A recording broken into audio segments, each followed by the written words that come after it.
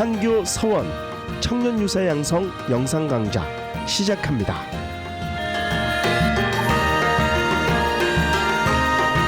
제2강 유교의 현대화 박편성 강사님을 소개합니다. 안녕하십니까. 이제 2강 제2부 마지막 시간이 되겠습니다. 이제 유교의 현대화에 대해서 여러분들에게 소개할까 합니다. 사실 이제 여러분들이 이렇게 청년 유사가 양성되게 되는 것도 어떻게 보면 이제 유교의 현대화를 위한 하나의 노력이라고 저는 생각을 하고 있습니다. 그래서 어떻게 보면 여러분들이 앞으로 우리나라 유교를 현대화시키고 활성화하는 어떻게 보면 이제 전사 역할을 하셔야 될 텐데요. 우리 유교가 지금 현재 오늘날 많이 이제 침체되어 있고 약해져 있는 그 원인을 여러분들은 어떻게 알고 계십니까?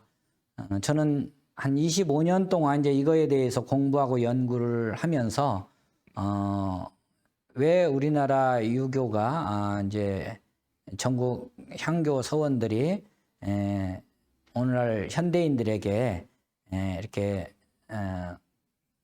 이제 각광받지 못하고 조금 등한시되어 있는지에 대한 원인을 저는 나름대로 이렇게 분석을 해봤습니다. 그래서 그거를 여러분들에게도 한번 소개를 드릴까 합니다. 저는 역사적인 원인에서 찾았습니다. 지난 100년의 역사적인 사실을 이렇게 보면요. 우리는 일제강점기 36년이라는 일제강점기를 거치죠. 그 당시에 560만 명 이상이 강제징용에 끌려가고요. 70만 명 이상이 만주로 독립운동을 하러 떠납니다.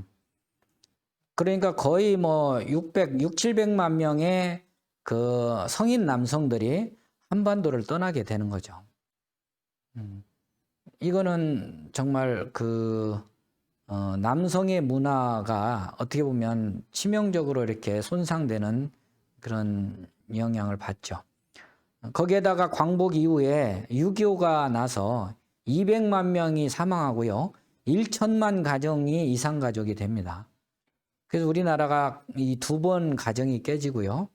그게 IMF 사태에 우리 30만 가장들이 노숙자가 되고 이 400만 명 이상이 일자리를 잃죠. 그러면서 이게 어떻게 보면 막가파의 범죄들이 만연하게 이루어집니다. 저는 지난 100년 동안 우리 역사에 3번에 걸쳐서 이 가정 문화가 깨졌다고 봅니다. 그러니 남성들이 어떤 역할이나 기능이 약해질 수밖에 없지 않았나 이런 생각이 들고요. 그로 인해서 이제 우리는 심각한 어떤 문화가 중독이 되는데 일제가 의도적으로 왜곡 단절시킨 우리의 주체성.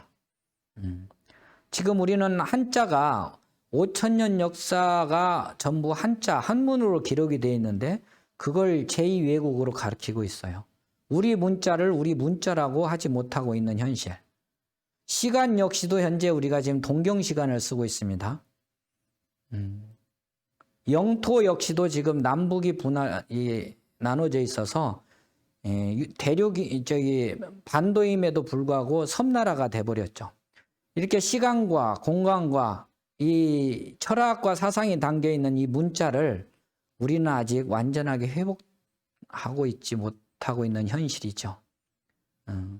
세종대왕께서 왜 해시계 물시계를 만들려고 했을까요? 저는 그렇게 생각해 봤습니다. 자국의 시간을 갖는다는 것은 그 나라의 어떤 정체성, 가치 판단의 기준하고도 저는 직결되어 있다고 생각을 합니다. 그런데 우리는 그 시간을 잃어버리고 있는 거죠. 그러니 당연히 가치 판단의 기준이 혼란할 수밖에 없지 않냐. 저는 이제 그렇게도 사실 봅니다. 거기에다가 이제 동서양의 문화적 충돌이 일어납니다. 서구의 자본주의, 개인주의가 들어오면서 우리의 오랜 전통 공동체 문화가 이제 붕괴되기 시작하죠. 거기에 다문화 사회가 되면서 이제 가치관이 혼란이 더욱 가중되고 있는 게 지금 오늘날 현실인데요. 일제강점기에 어떤 일들이 있었냐면요. 1922년에 조선사 편수의 교육시책이 하달되는데 그 내용을 보면 정말 기가 막힙니다. 조선의 역사와 문화를 알지 못하게 하라. 그리고 그들의 조상들의 무능무이한 것들을 이렇게 조상들이 무능하고 아주 참 한 일도 없고 이런 걸 과장되게 가르쳐서 조선의 청소년들로 하여금 조상들을 무시하고 멸시하는 감정이 일으키게 하라. 이런 교육 시책이 내려지고요. 그리고 일본이 패망하고 돌아갈 때 우리 마지막 그 조선 총독인 아베 노부유키는 우리나라를 식민지화 시켜놔서 이걸 회복하려면 100년도 더 걸릴 거다라고 이렇게 이 얘기를 하고 갑니다. 지금 현재 100년이 지났죠. 근데 한 가지 이 친구가 이렇게 실수한 게 뭐냐면 그 내용에 조선의 찬란하고 위대한 문화를 자기는 봤대요. 그래서 그걸 다 없애고 다 그걸 왜곡시켜놔서 100년도 더 걸릴 거라고 이렇게 이 얘기를 해놨거든요. 그래서 저는 이제 우리가 조선 문화가 찬란하고 위대했다고 말하면 뭐 국수주의니 또 이런 식으로 이야기를 할 텐데 조선 총독이 조선의 마지막 총독이 자기가 조선에 와서 보니까 정말 찬란하고 위대한 문화가 있었다는 걸 봤대요. 근데 그거를 자기가 그래서 다 없앴대. 그리고 필요한 건 다 가져간 거죠. 이제 우리는 앞으로 향교에서 우리 청년 유림역이 계신 분들은 조선의 찬란하고 위대한 문화를 우리가 다시 찾아서 회복하기만 하면 우리 유교 문화는 바로 현대화가 가능할 거라고 저는 생각을 합니다. 그래서 성균관, 향교, 서원, 서당 등 제 유교 문화를 집중적으로 이렇게 일제는 탄압하게 되는데 이제 앞으로 우리가 이걸 회복해야 될 이제 사명을 갖고 있는 거죠. 심지어는 이제 종교와 신앙의 개념도 왜곡해 버리는데요.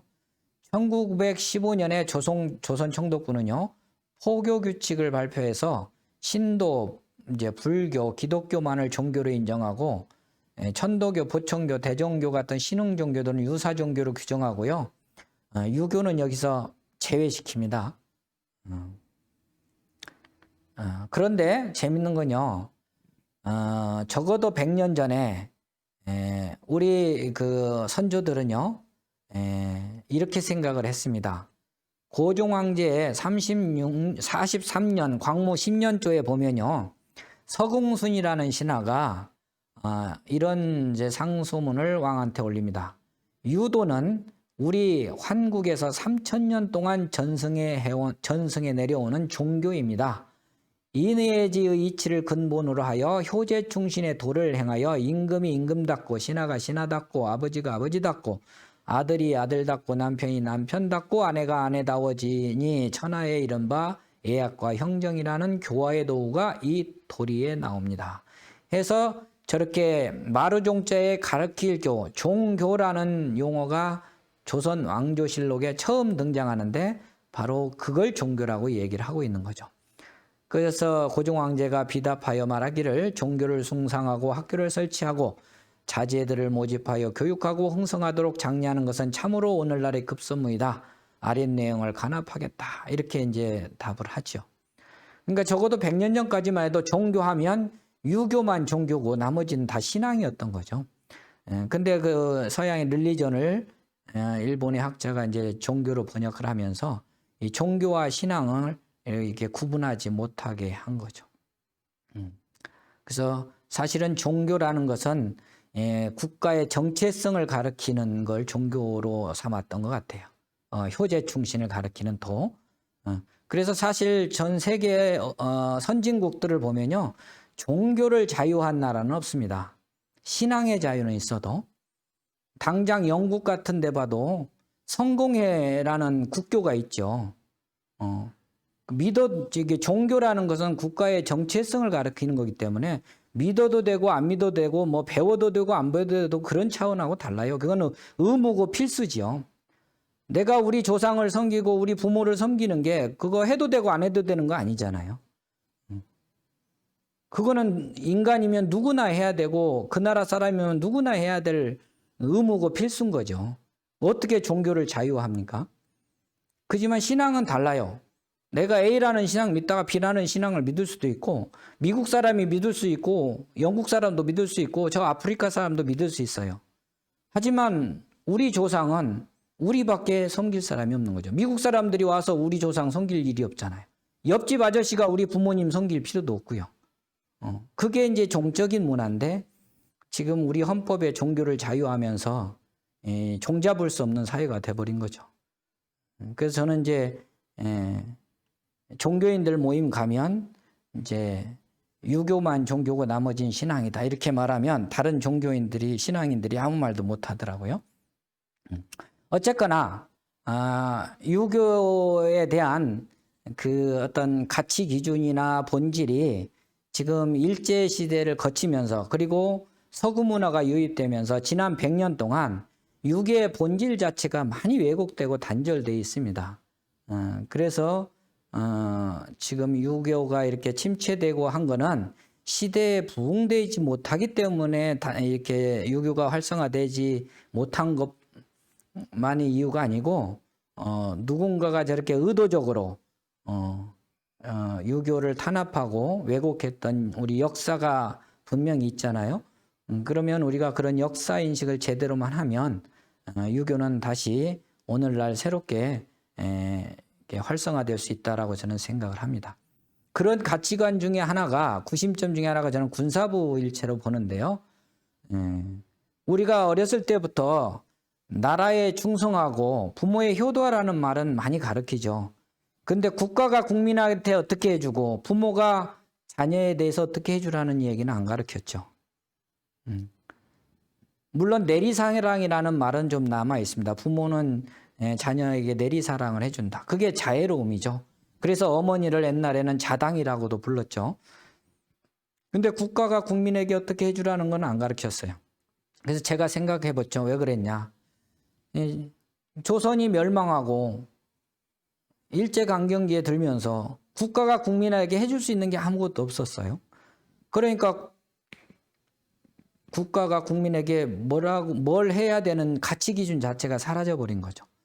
그러니까 그거를 광복 이후에 그걸 다시 세워줘야 되는데 이게 이제 미군정 체제가 되고 또 서구 문화가 들어오면서 서구식 교육 체제가 되면서 아예 국가가 국민에게 뭘 해줘야 되는지 가치 기준 자체를 안 가르치게 된 거죠.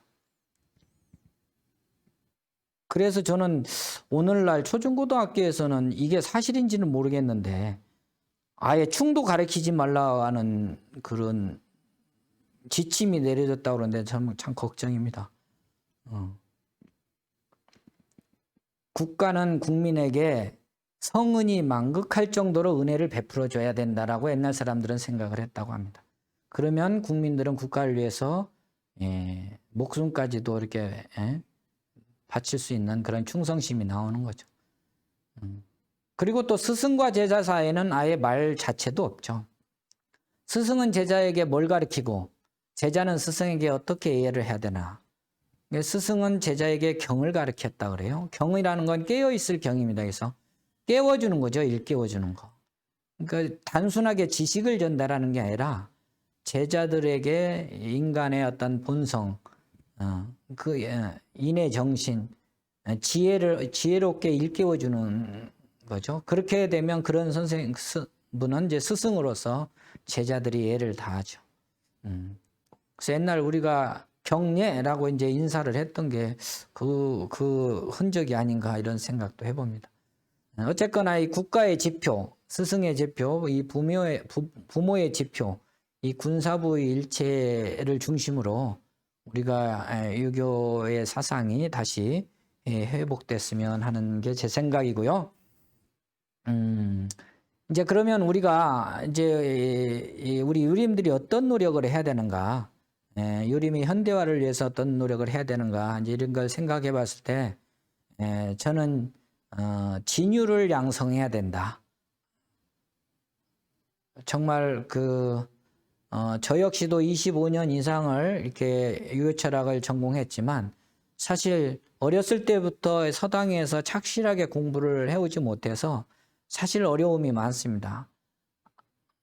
아는 것을 실천하는 방법이 상당히 이제 훈련이 되어 있지 않기 때문에 어려운데 적어도 성균관에서는 정말 일생을 선비로 살겠다고 하는 사람들을 양성해서 전국 향교회 또 서원에 그런 선비를 직업으로 살 수 있는 사람들을 양성하는 것이 저는 급선무라고 생각을 하고요.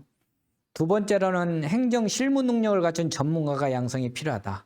그래서 향교와 서원의 관리사가 정말 이제 양성돼야 된다 이런 생각을 합니다. 그래서 사실은 청년유사 이 프로그램도 이제 그런 일환으로 지금 저는 양성되는 걸로 알고 있는데요. 정말 이 실무 능력을 갖춘 그런 전문가들, 젊은 전문가들이 향교 서원에서 일을 할 수 있는 어떤 그런 조건을 우리가 지금 만들어내야 된다 이런 생각을 하고 있는데, 현재 이제 군종장교 제도가 있습니다. 몇 년 전에 최근에 아마 원불교가 군종장교 제도를 도입해서 실시하는 걸로 알고 있는데요. 사실은 목사나 스님, 신부들만 군종장교를 하는 게 아니라 우리 유교 쪽도 얼마든지 성균관 내에 유학가가 있기 때문에 또 전국에 향교가 있기 때문에 군종장교 제도를 도입하는 것도 젊은 대학생을 유림 지도자로 양성하는 데 전 좋은 방법이라고 생각을 합니다. 그리고 성균관 향교 서원에서 정기적으로 글 읽는 모임이 필요하다. 아마 이 부분은 이제 향교마다 어느 정도 이루어지고 있는 걸로 알고 있고요. 전국 시도, 시군구, 읍면동 단위로 서당이 설립돼서 운영되는 거, 유치원에서 대학원까지 일관성 있는 이제 인성교육 시스템이 구축되는 거, 이런 거 정도가 지금 앞으로 필요하지 않느냐. 그리고 유림의 사회활동이 앞으로 확대돼야 되겠다. 아까 공자님이 이제 전전의 시간에도 얘기 드렸지만, 인을 하는 방법 중에 하나가 바로, 박시제중 아닙니까? 어려운 사람을 구제하는 게 바로 인을 실천하는 방법인데, 오늘날 그러한 그 환과 고독에 있는 사람들을 보살펴 주는 거, 이 자원봉사 활동이야말로 정말 인을 실천하는 방법 중에 하나죠. 그러니까 유림들이 이 자원봉사로 많이 활동하는 게 저는 유림을 이렇게 유학 사상이 시대에 부응하는 일이라고 저는 생각을 합니다. 또 가정문화, 아까도 말했지만 100년 동안 3번에 걸쳐서 가정이 해체되는 그런 우리 역사를 보고 이제 가정을 빨리 바로 세우는, 가풍을 바로 세우는 그런 문화 활동이 향교에서 이루어져야 되겠다. 그 교육 역시 마찬가지고, 또 하나는 정치 활동인데요. 공자님 역시, 맹자 역시 당신들의 이러한 사상과 철학을 정치에 실현해 보려고 많이 노력을 했죠. 그래서 사실은 성균관에 정치 아카데미 정도는 개설이 돼야 된다. 지역의 향교에서는 적어도 정치하려고 하는 시군구 의원이 되겠다, 시장이 되겠다 이런 분들은 좀 사전에 이런 교육을 할 수 있는 어떤 제도를 이렇게 향교에서 그런 교육 프로그램들이 이루어지면 좋지 않겠냐 이런 생각을 하고, 뭐 활동으로는 이제 시정감시 활동이나 부정선거 감시 활동 같은 것도 유림들이 하면 좋지 않겠냐 이런 생각이 들고요. 기타 뭐 언론이랄지 인터넷이랄지 이런 데도 홍보도 하고, 또 하나 이제 선비문화 용품점 같은 게 필요한데, 물론 이게 이제 수익성이 없기 때문에 뭐 쉽지는 않지만, 이제 절에나 이런 데 가면 뭐 불교 용품을 많이 팔지 않습니까?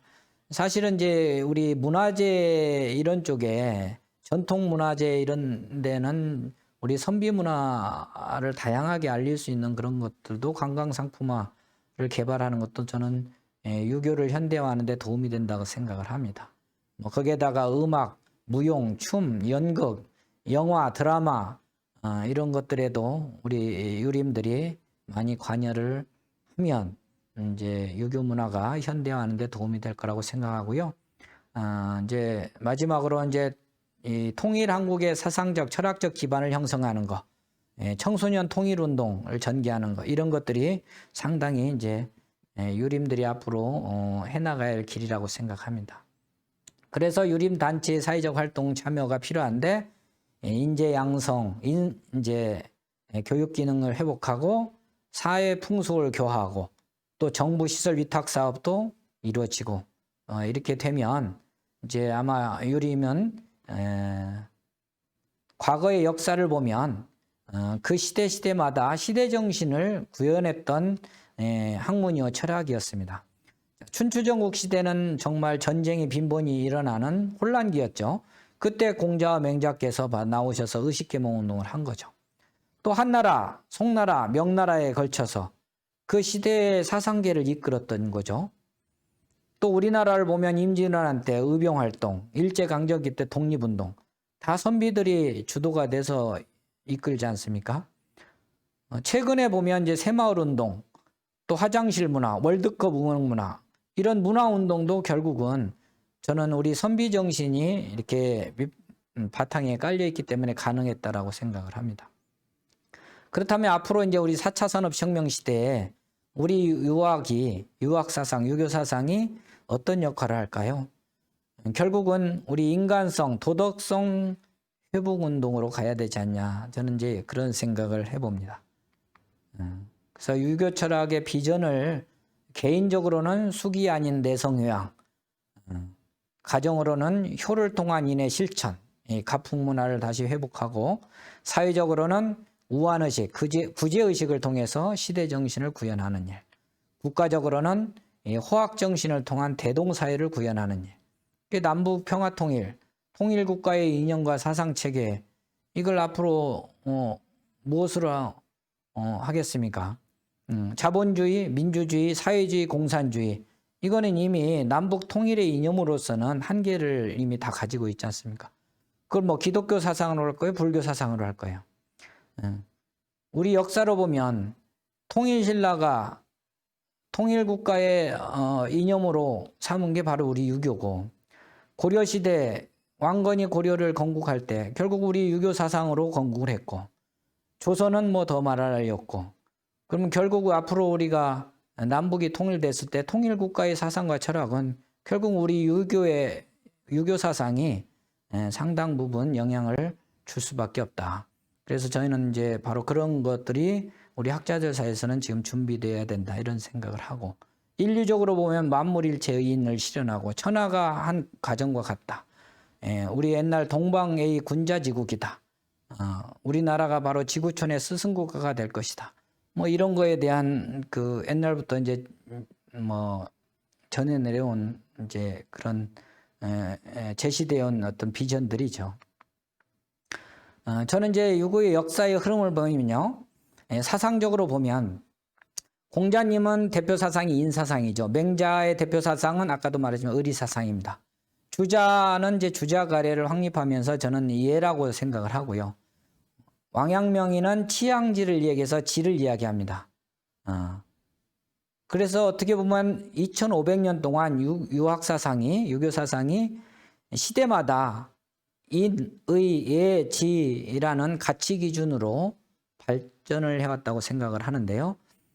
근대에 실학사상이 들어와서 이제 실학이라는 건 이제 믿을 신하고 관련이 있지 않냐 제가 그렇게 추론을 해보는데 그렇게 보면 2500년 동안 결국은 인예지신이라는 인성을 밝혀온 역사다. 유교의 역사라는 게 전 좀 그렇게 생각을 해봅니다. 그래서 앞으로 신의 시대가 이제 마감이 되면 새로운 또 유학의 모습이 등장하지 않을까 이런 생각이 드는데요. 어쨌거나 오늘날에는 신용사회라고 하지 않습니까? 그러니까 지금 우리는 신의 시대를 살고 있다. 저는 그렇게 생각을 해봅니다. 그래서 유교의 현대화는 결국은 우리가 역사의식, 지난 과거 어떤 일들이 있는지에 대한 현실을 자각을 해야 되고 그런 바탕 위에 새로운 인재가 양성이 되고 많은 컨텐츠 프로그램들이 개발이 되고 거기에 이제 국가 지원을 받아서 유교 문화가 활성화된다면 유교는 반드시 현대화 될 거라고 저는 생각을 합니다. 이렇게 해서 그게 1강과 2강을 여러분들에게 소개를 드렸습니다. 앞으로 우리 청년 유사로서 향교에서 유교를 활성화하고 향교가 살아 숨쉴 수 있도록 바로 인을 실천할 수 있는 인이 살아있는 그런 향교로 만들어 주셨으면 감사하겠습니다. 제 강의는 이것으로 마치겠습니다. 감사합니다.